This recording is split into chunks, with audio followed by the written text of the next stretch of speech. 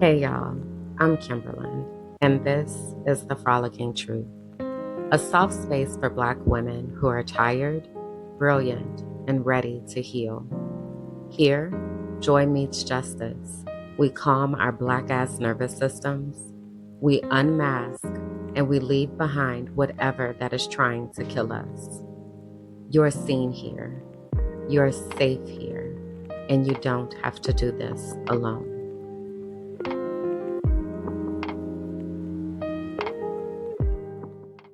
Hey, y'all, come on in, find a comfortable spot, take a seat. I'm grateful to have you here with me today for episode 6 of the Frolicking Truth podcast for Black women who are tired, brilliant, and ready to heal, where joy meets justice and nervous systems get free. That doesn't mean that you aren't welcome if you don't identify with any of those descriptors.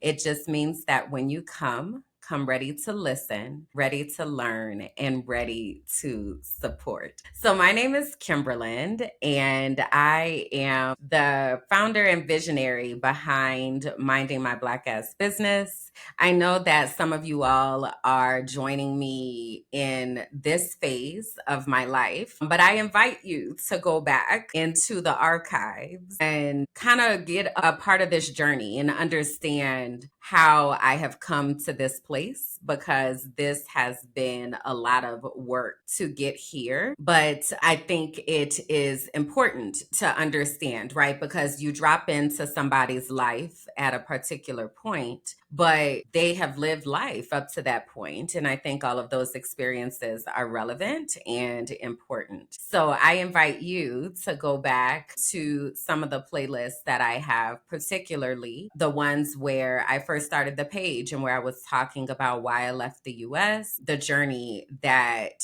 I experienced through education, and how all of that has gotten me to this point. So I wanted to kind of throw that at the top of it, because some people, y'all been rocking with me for a long time. Okay. And I would love for you to tell me in the comments, like, what year that you found me, or what was it that brought you here to this community? Because I'm really curious about that. And also, I forget that people may not have been following me. It's been 3 years and a little bit of time that I've been here on YouTube. And I've kind of been in and out sometimes based on what's happening in life. So, the Frolicking Truth, this is my recommitment to be here, and a gift to myself, honestly, and a gift to the future, because last week we talked about we need to be documenting our stories and really thinking about how we are sharing what is happening right now in the world. So I felt like I needed to say that.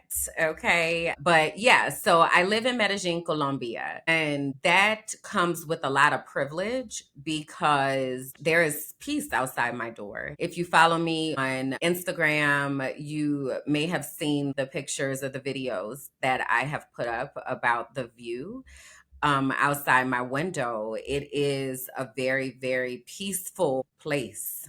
And I have the luxury of being able to turn off my computer and just have complete and total peace around me.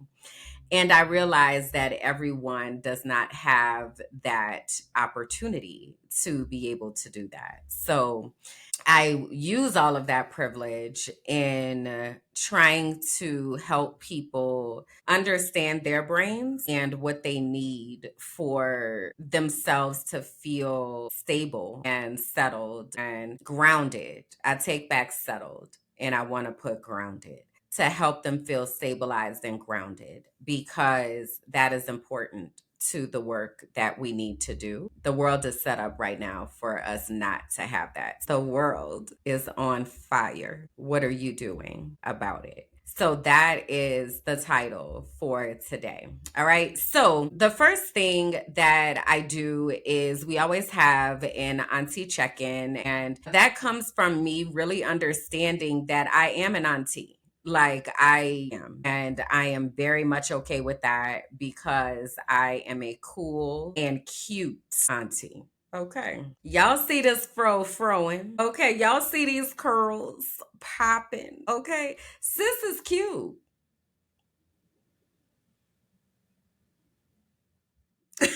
And also, I have been on the earth for 40 plus years. So there is some wisdom that I have gathered over that time. And I have had experiences where I'm able to help others, right? So that's the first part of it, is that I have accepted that I'm an auntie. We are okay with that, and we are popping our shit about that. Also, shout out to Teaching for the Culture. Teaching for the Culture is my best friend Bianca's organization and baby, and we do educational advocacy and activism work. And shout out to Bianca that we just won a long trademark battle that was happening. Ooh, child, I'm not going to talk about it here because we'll probably talk about it. We're recording for Heal That Shit this afternoon, which is our podcast together. So we will, I'm sure, get into that on Heal That Shit. But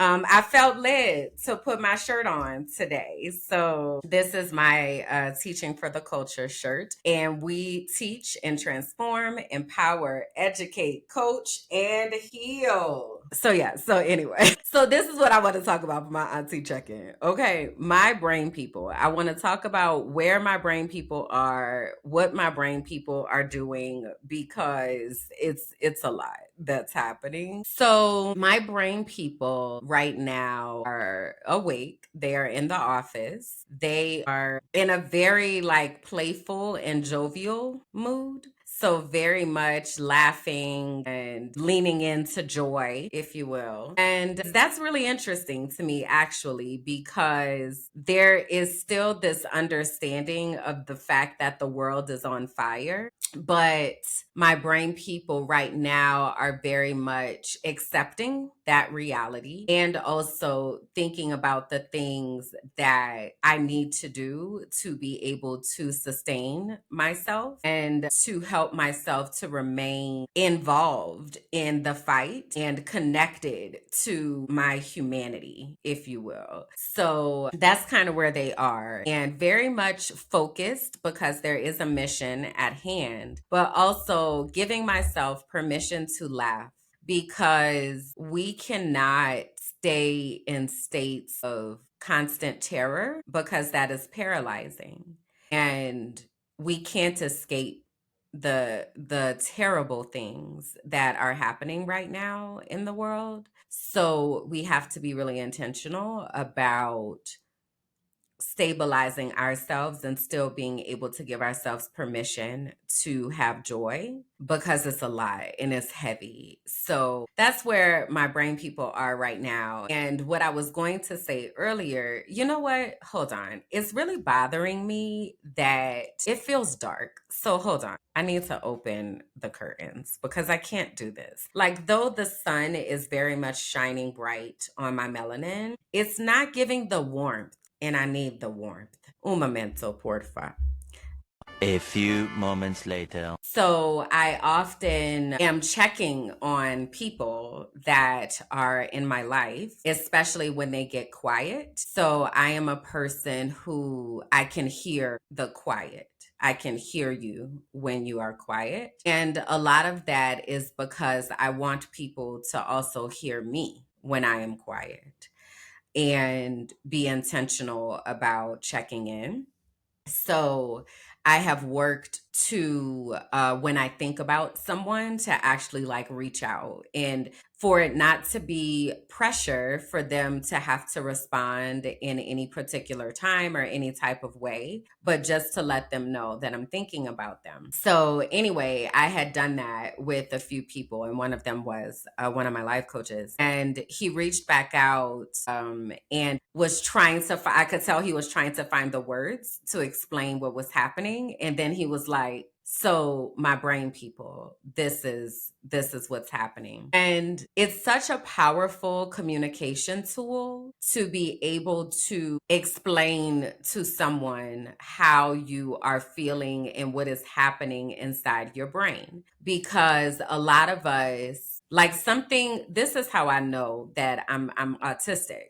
Like this is how I know. Because many people are, first of all, not honest when you ask them how they are doing. And it is because many people ask people how they are doing without the intention of actually hearing the truth. And I am one of those people that I do not ask you how you are doing if I don't have the capacity to receive whatever you might say. And I'm grateful that I have certain people in my life who have removed the need to pretend that everything is fine. Because everything is not fine. Everything is not okay. Some things might be okay, and other things are not. The world is on fire. It's not fine. Everything is not okay. And we have to be able to name that, because otherwise we are gaslighting ourselves and we are lying to ourselves. And that makes it very difficult for us to be able to trust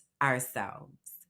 And we have to be able to trust ourselves to be able to move and to organize and to think and to create. So we have to build capacity within ourselves and our brains to be able to hold space for the totality of the things that we might be feeling. And we have to have people connected to us that actually care enough to listen and who will be honest when asked. So the reason I said I'm really autistic is because I ask people how they are doing, and sometimes people use emojis as a way to describe how they are doing. I know what I would mean if I use that, but what does that mean to you? I need you to be able to tell me. So that process is called metacognition, and metacognition is a higher level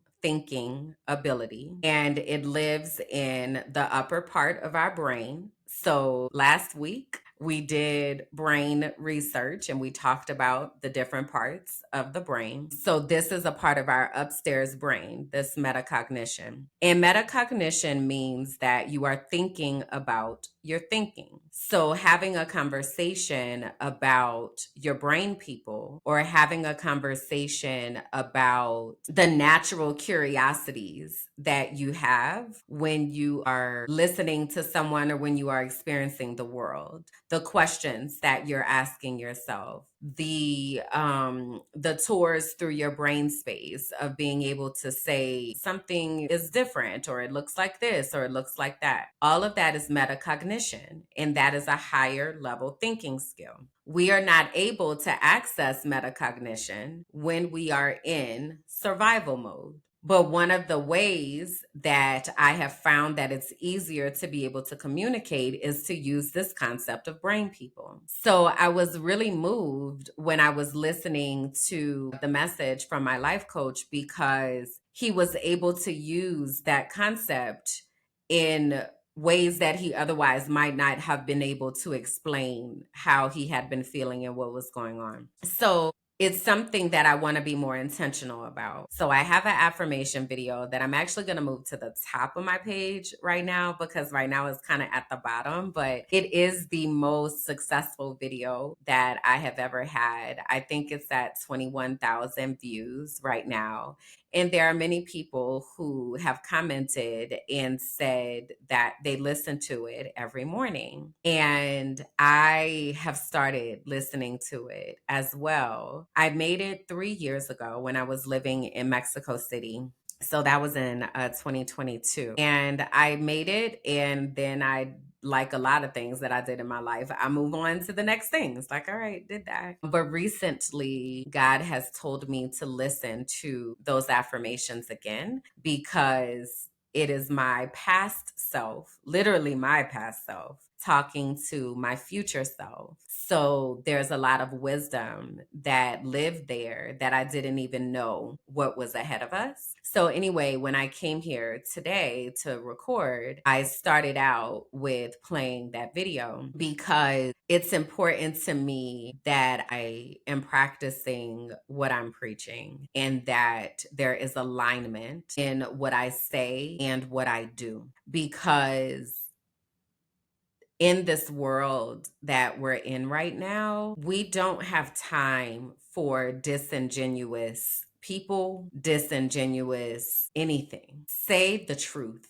and live in the truth. That's why this podcast is called The Frolicking Truth. There is stability in the truth. Even when the truth is difficult to hear and accept, at least you know that you have the truth and you don't have additional questions or additional harm being caused because someone wasn't honest. So that also applies to the way that I live my life. I am constantly making sure that the things that I say are the things that I do, and the way that I live aligns with the things that I say, that my actions and my words align, that my thoughts and my patterns align. And I cannot have people around me that do not live in truth. I cannot do it. I will not do it. I will not try to do it. It's a lot that comes with that, because the more that you live in truth, the more that you recognize the people that don't. And if you're someone like myself who feels energy and understands that there is energy, it becomes a weight, because if you're not honest, then that means I can't trust what you say. So why are you in my life? Why would I have someone in my life that I cannot trust, that I have to consistently wonder if they are being honest? I don't have time for that shit. I would venture to say none of us have time for that. The world is on fire. We don't have time to be trying to figure out if you say that you're going to do something, whether you're going to do it or not. Like, I need to know that the people that are around me are going to do what they say. And if you're not able to do that, I need you to communicate. That's it. That's it. So anyway, as I've been looking at those different alignments, I am trying to be very intentional about auditing the areas of my life where I may not be aligned. And one of those places is in honoring my routine every day, honoring my meditation, honoring making my tea, honoring stretching, honoring creating or doing something that is putting something positive into the world. So that's why I started off with the meditation, because I want to make sure that I'm doing that. So I figure that we can do that together.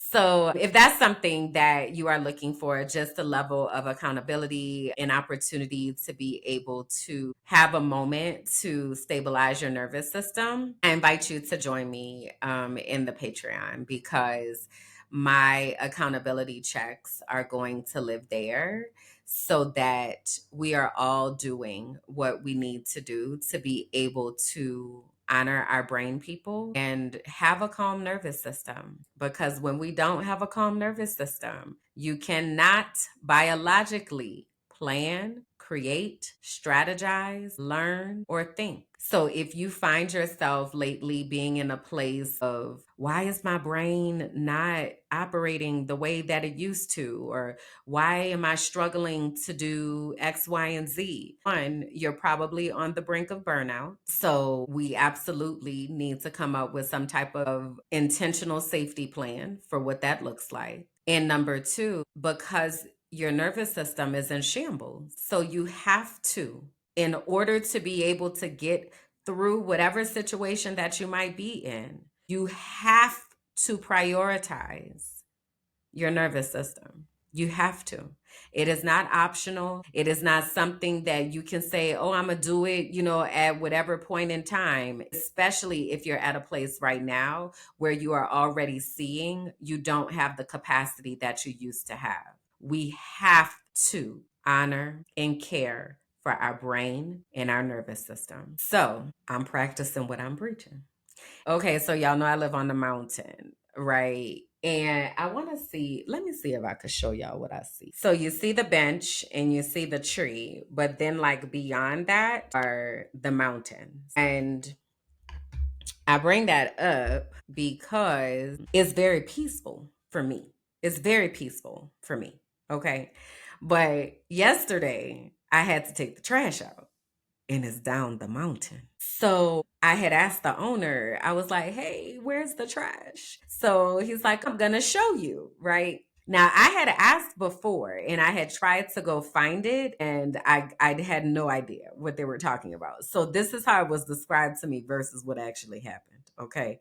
It was described to me as there's a chute by the gate and you just put it in the chute by the gate. And I was like, okay. So I went by the gate and I don't see a chute. Okay. So then I was like, okay, I don't know. So I just had left the bag outside and I was like, I'm going to have to figure it out at some point because this was just like a shopping bag.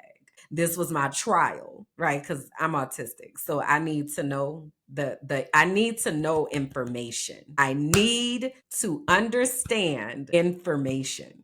Okay. So that was not enough information for me to be able to successfully take out the trash. So I'm putting it over here. I'll try again on another day. So yesterday was that day. I messaged the owner and I was like, hey, so this time I asked the husband, I was like, can you tell me I need to take out the trash? How do I do that? So he said, oh, you want to come so I could show you. So then I was like, okay. Because I didn't know if he was going to use words or what.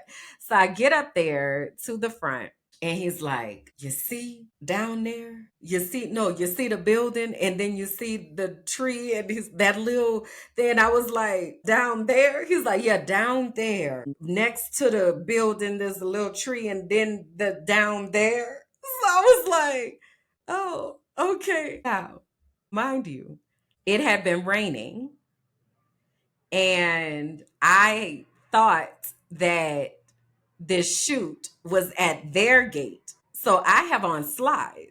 So I was like, I'm really about to have to walk down this mountain. So I asked him, I said, well, maybe I should change and put on my tennis shoes and because I have on slides. And he's like, I think you'll be fine. So I was like, okay. So I start walking down the mountain. Now, walking down is easier, but also it had been raining. So I didn't want to fall. So I'm like, this was not a good idea. Why did I not put on my sneakers? Like, I did not know that I was going on a hike to take out the trash. So there are some cows that are down there, like all of this. Okay, so I get down there and I take out the trash. But then I had to come back up the mountain. When I tell you, I was so tired. I was like, it's not vertical, but it was steep. Again, I'm in slides. Okay. I am in slides with socks. Okay. Oh my God. It was so much. So by the time I got up to the back up, this whole ordeal, it didn't take long. It probably took about 10 minutes, but I was tired. I was very tired. But also, I think that might be an exercise that I can do now, and it'll help me have my Colombian booty because I have been working on my Colombian booty, but lately I haven't been doing anything to help it, get most the sitting right, So now I can just hike to take the trash and then hike back up the mountain. And that will be my exercise for the day. So that is my auntie check-in. That is what I have been doing. And I will have to keep y'all posted, especially on the progression of my Colombian booty. But yeah, I'm still enjoying it here. And the owners, they'll message and they're like, are you okay? Like you can walk around. And I'm like, hey, I'm peaceful. I am peaceful. And that is what I have been needing, is peace. I don't want to talk to people. I don't want visitors. I want to be in peace and quiet, and only having to be present for the things that I want to be present for, not having to be pulled by somebody else's agenda. Again, I recognize that that is privilege, and also it's been a lot of work to get here. So I'm enjoying that and appreciating that I have the opportunity to be able to have a moment to kind of get away. All right, so I want to talk through our truth is segment. So the truth is kind of like the meat and potatoes of the things that I want to talk about for the day. And the segment really centers around like some type of injustice or something that is happening, something deep that we need to be talking about, because the truth is we tied. Okay, so this is what this segment is about. So this week, y'all, the world is on fire. The world is literally on fire. Sunday, so I'm working on a project with someone, and we had set one of our check-in times as Sunday. So I had to record a video and do some different things. And we had this conversation on Thursday. I had every intention of meeting that deadline. And then Friday, stuff just started popping off. So there have been a lot of protests in Los Angeles, California, around the immigration. What is ICE called? Immigration and Customs Enforcement is the name of it. So I want to show you all some of the things that are happening in the United States with these ICE raids. So again, ICE is Customs and Immigration, and I'm gonna play this without the sound so that I can talk through it. All right. So this is in Los Angeles, California, and there have been protests is what's happening. But as you can see that in the US right now, this man, this man that is occupying the White House and his administration, they have been terrorizing the people of several cities. So Los Angeles, it's been happening in Chicago, it's happening in Minneapolis, it's happening in Texas.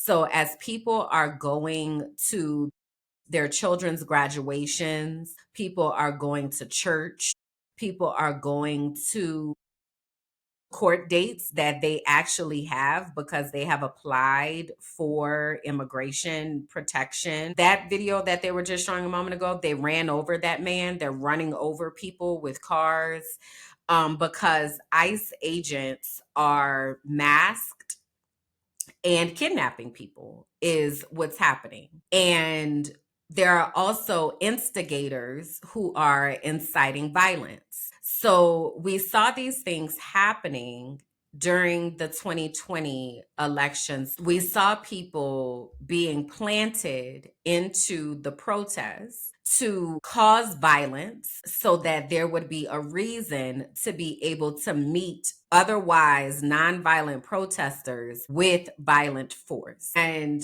in 2020, there were talks about declaring martial law and sending in the National Guard. So in California, the governor, Gavin Newsom, basically got on the news, and because Trump has been threatening to arrest him and hold him in contempt and all this kind of stuff, right? So a news reporter was like, Governor Newsom, President Trump has said that he's going to arrest you for impeding progress and all this. And Governor Newsom said, he know how to find me. Like, he was basically, hey, pull up, because what are you doing right now? And I really want to say we need more of that energy. It's about damn time. It's about damn time, because I personally have been talking about this stuff since 2020. I did a video series and it's here on my YouTube page. It was originally recorded in 2020. And in that video, it was the day that Donald Trump walked out of the White House. There was a nonviolent Black Lives Matter protest. He walked out of the White House and walked across the street to the church and held up the Bible for a photo op. And in order for him to be able to do that, the police force, I don't know what branch it was. I don't know if it was military or if it was state police or what, I don't know. But whoever the policing unit was used violence to clear out that area so that he could take that picture. And I said on that day in the recording, I said, I wanted to open the window and yell, fuck this country so loud, because what the hell is happening? That was in 2020.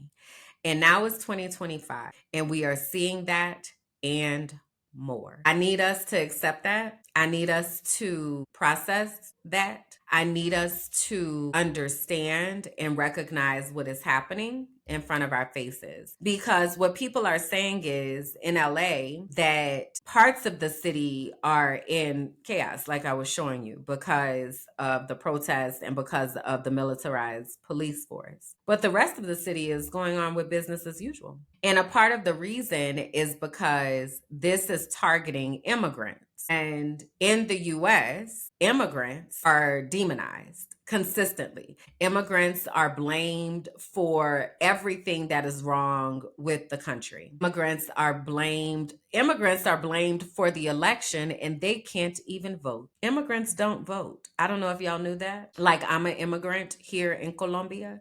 I cannot vote. They're allowing me to be here, but I don't have the rights of a citizen. I don't have citizenship, right? So immigrants have nothing to do with the election at all. Yet immigrants are being blamed for that. So because there was this targeted effort to dehumanize a particular population of people, now people are turning a blind eye to it. Oh, it's just the immigrants. Well, they're illegal anyway. They shouldn't be here anyway. They're aliens. They're this, they're that.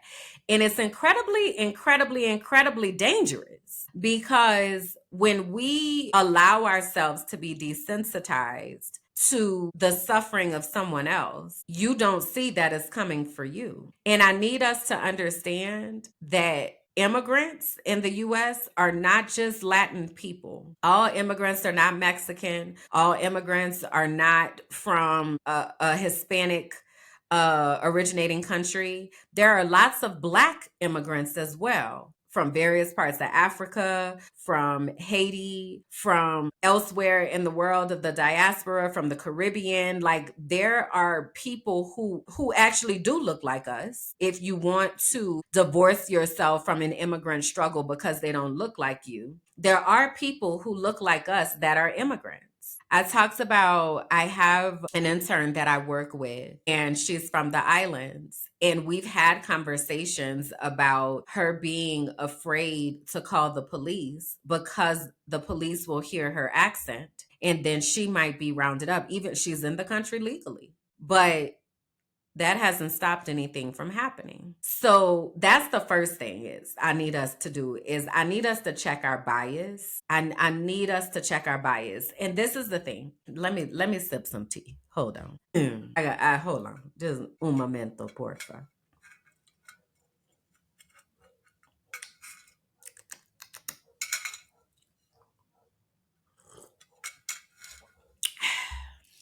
Let's talk about bias. First of all, I want us to know that we all have it, okay? We all have bias. So unconscious bias is when we make judgments or decisions on the basis of our prior experience, our own personal deep-seated thought patterns, assumptions, or interpretations, and we are not aware that we are doing it. Unconscious bias is something that we all have, right? I am biased towards girls, especially girls in science and math and STEM. because I think that girls have been marginalized, and especially Black girls have been marginalized and treated as if they are to be consumed. So when I see girls who are in science and math, hey sis, what you need? What do you need, sis? Because I'm finna be in your corner, right? I am biased towards Black people. I want all Black people to win. I want us to win because we are brilliant. We are creative.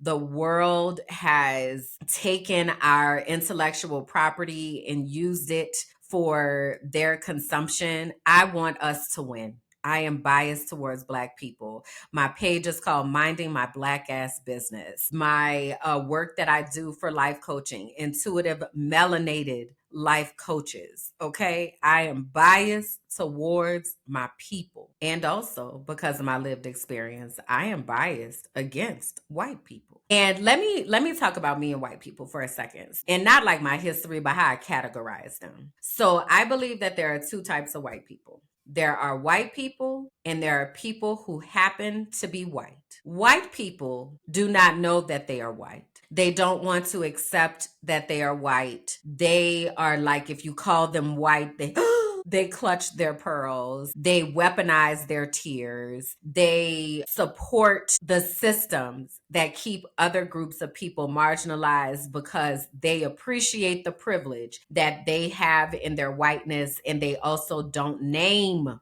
the privilege that they have. Then you have people who happen to be white.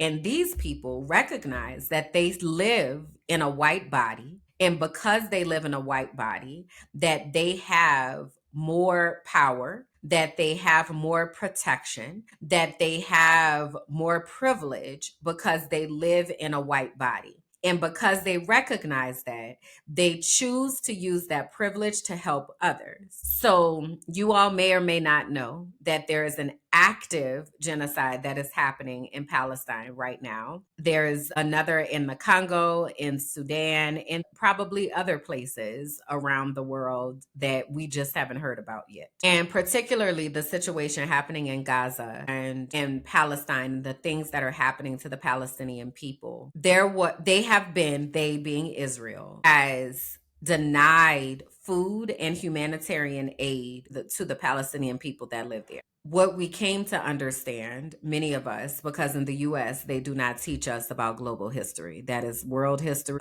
It's a crying shame about how little we learn about the world being educated in the US.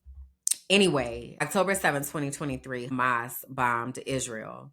And it started this version of what has been happening to the Palestinian people, come to find out, since the Nakba and 1940, whatever, I think it was 48, after World War II, and the Israeli people stole the land from the Palestinian people and have effectively created this apartheid system where Palestinian people have lived as second-class citizens in their own home because Israelis decided they wanted to colonize somebody else's land. Does this sound familiar to anybody? So anyway, so that has been going on. And the reason I bring it up is because a lot of the protests that we have been seeing regarding Palestine and regarding Gaza and the things that are happening have been white people that have been at the forefront. And just the other day, the attempt was to take aid into Palestine, and Israel stopped the flotilla. And one of the people that was on the flotilla is Greta, I think it's Thunberg is her name. And she's Swedish, white lady, but they were interviewing her and asking her, how did they treat you? And what did this look like and sound like? And every time she kept bringing it back to, there's an active genocide that's happening, and they're actively starving people in Palestine, and we have to help them. That is an example of a person who happens to be white. So someone who lives in a white body, but they are willing to put their body on the line to be able to help other people because they realize that they are protected because they live in a white body. So when I say I have bias towards white people, I do not fool with people who do not know that they are white. I don't. because what I recognize is that the disease of whiteness, it is a cancer. It is a cancer. And someone who does not want to recognize and acknowledge that they are white and that they have more privileges in this world because they are white is someone that is dangerous and will cause harm to me, whether it is intentionally or unintentionally, because they are not in a place of examining their bias. So I am constantly thinking about the biases that I own and examining those biases to ensure that I'm not harming people. Even when I say I have a bias towards Black people, not over my commitment to the truth and to humanity. We cannot escape bias. We have it. But recognize it, and then what are you doing with that? All of that started popping off on Friday. And then I heard about the Freedom Flotilla, and then Amanda Seals just did a freedom ride the other day. There are also people that are heading on foot to Palestine. So it's a lot like that's going on around the world. That's why I said the world is on fire. So then my question is, what are you doing about that? Because this is all of our issue. Now, it's important to understand too that everybody's role is not to be at the protest or on the front lines of the protest. That's not everybody's role. Okay. I am not somebody who is going to protest. I'm not doing it. And you know why? Because I don't know how to stop. I don't know. I will get arrested.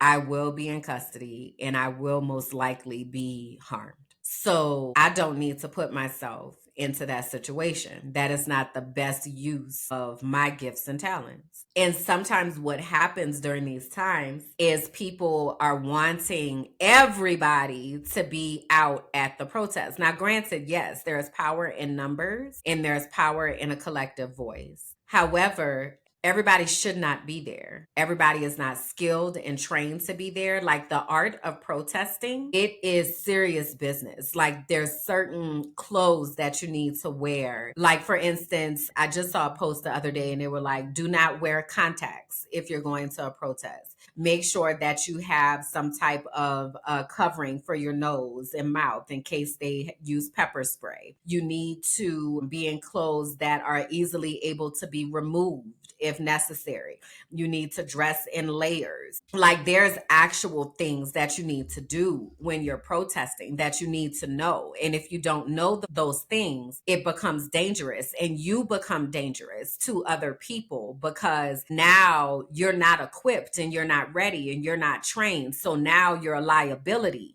because we got to make sure you're okay. We can't just leave you here. But if you would have known these things, you might not be in that situation. So everybody doesn't have that skill set. But even in that, so for instance, when the Black Lives Matter protests were happening, people were doing the protesting. Then you had people who were taking pictures, the historians, the photographers, the videographers, the people that are documenting that this is happening. Because again, the future needs to know that we did fight back.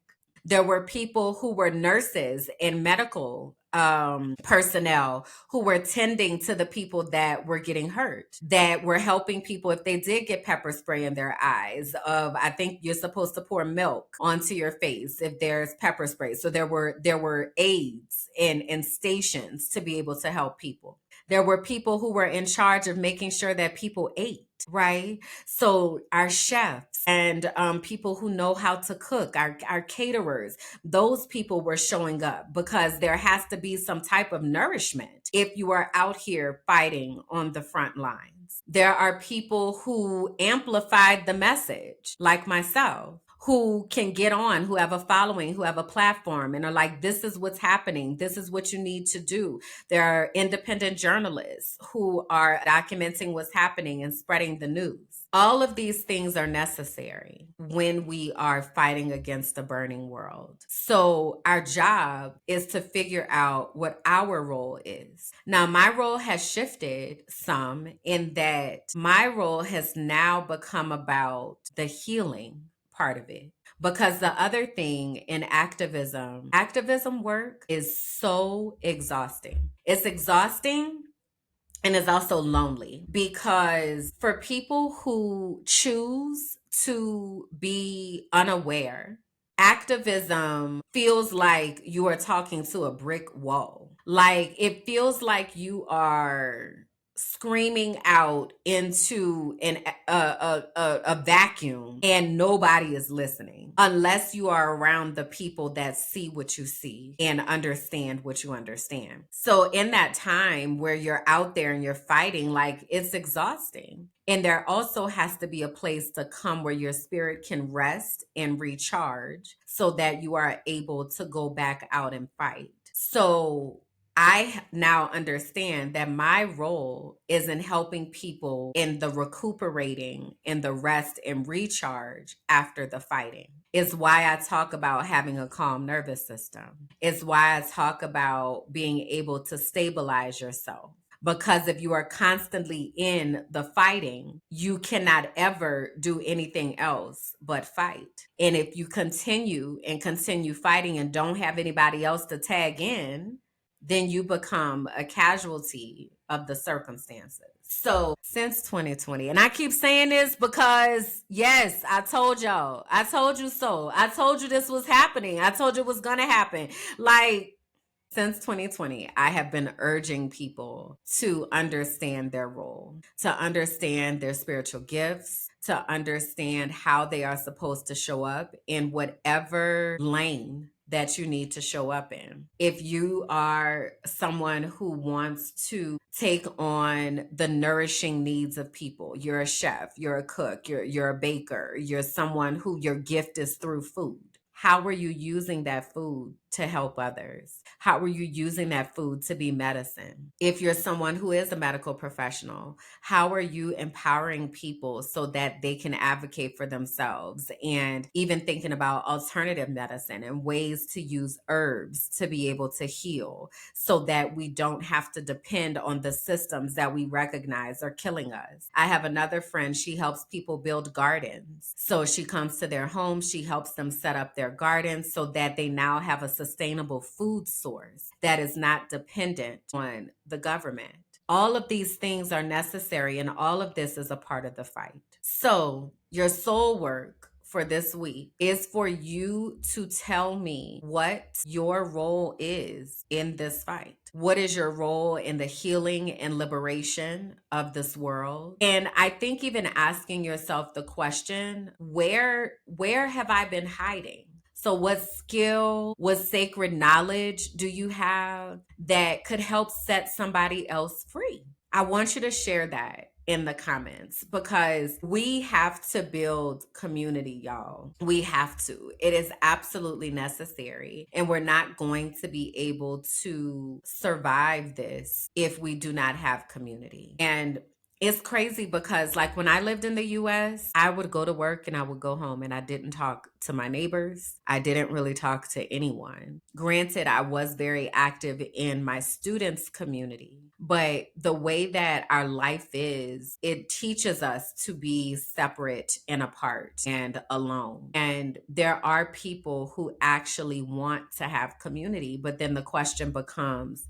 how do you show up in community? Because it's not just about things that we're interested in. Like that a lot of times brings people together, a common interest, but it really is more about common investment, being intentional about investing in yourself and investing in others, being intentional about recognizing that there are other people in this world, and together we are able to make a change and make a difference. So, learning to show up for each other. Like, we have to choose to be good people. We have to actively choose to be a good person. It's something that you learn how to do. And the unfortunate part about it is we were born as good people, and then the world turns us into people who no longer can see the good. So our work is really to process that, be angry at the system, and then make a choice to be a good person. It's not natural for us, but it is a way that we can make a consistent daily choice, and we can turn it into a spiritual practice of showing up for other people. But the first thing you got to do is show up for yourself. That's the first thing. You have to show up for yourself so that you can show up for others. So at the top of the show, when I was talking about the brain research and how are your brain people responding? What does your nervous system look like? That is the work that we have to do on ourselves so that we are able to show up in community. It's all connected, and it is our responsibility. It's our responsibility as the elders to show up for the generations that are coming behind us. It is our responsibility. So my charge is for you to figure out what that looks like and what that sounds like for you, because every one of us has a role. So you really do have to decide what that role looks like for you. So that is our soul work for the week. And again, I would like for you to tell me in the comments what that looks like and sounds like for you. So I do want to be intentional in saying that I'm looking for the healers. I'm looking for healers, creatives, coaches, teachers, counselors, truth tellers, bridge builders. I'm looking for you. Okay. I am hosting another cohort of Discover Your Destiny. And Discover Your Destiny is the first step. If you are wanting to become a certified life coach, it is the first step that you have to take.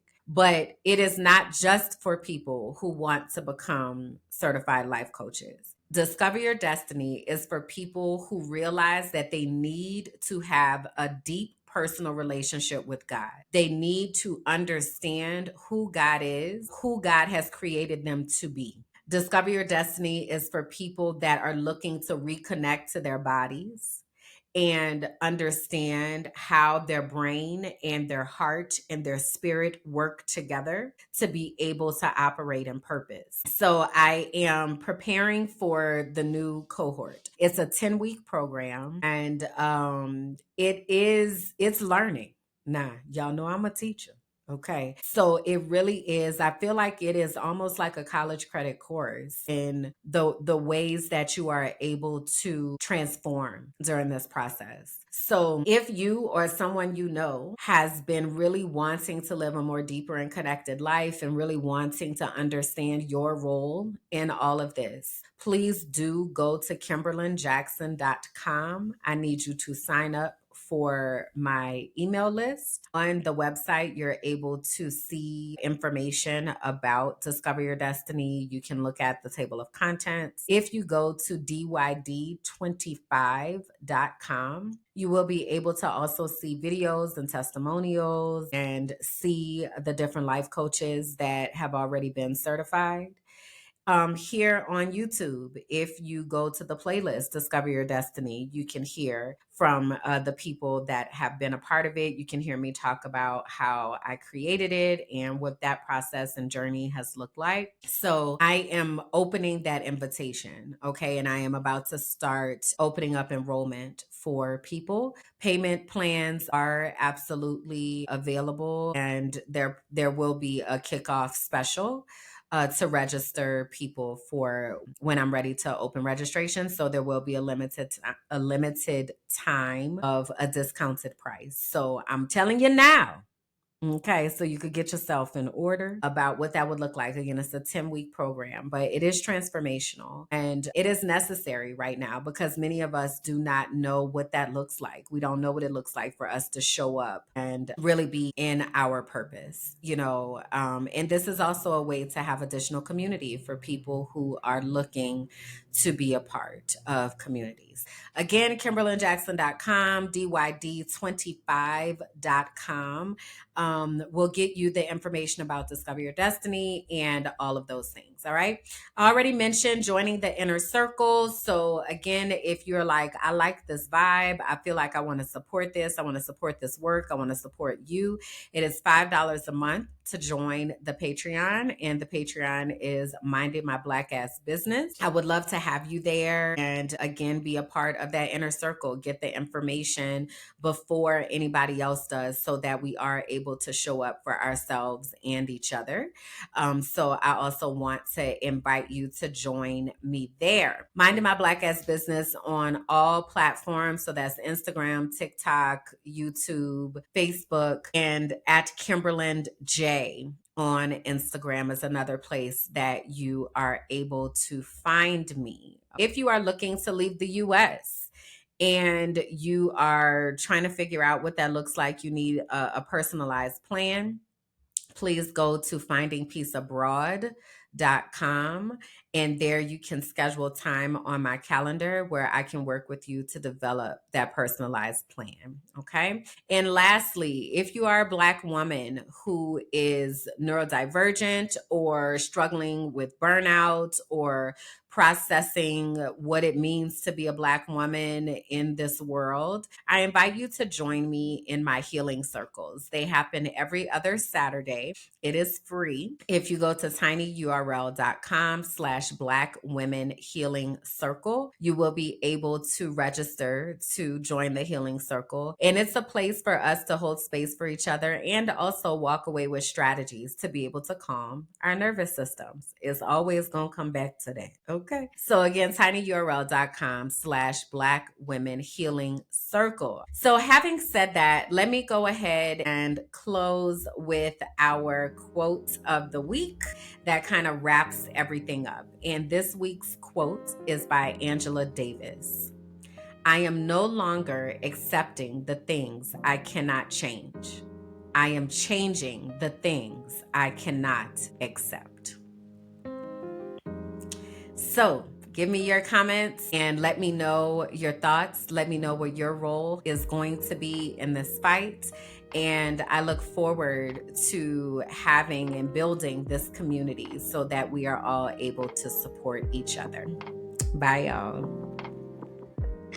Thank you for listening to The Frolicking Truth, where joy meets justice and our nervous systems get free. Please be sure to like, rate, and comment. Subscribe to the YouTube page, Minding My Black Ass Business, and follow me on all social platforms. Until next time.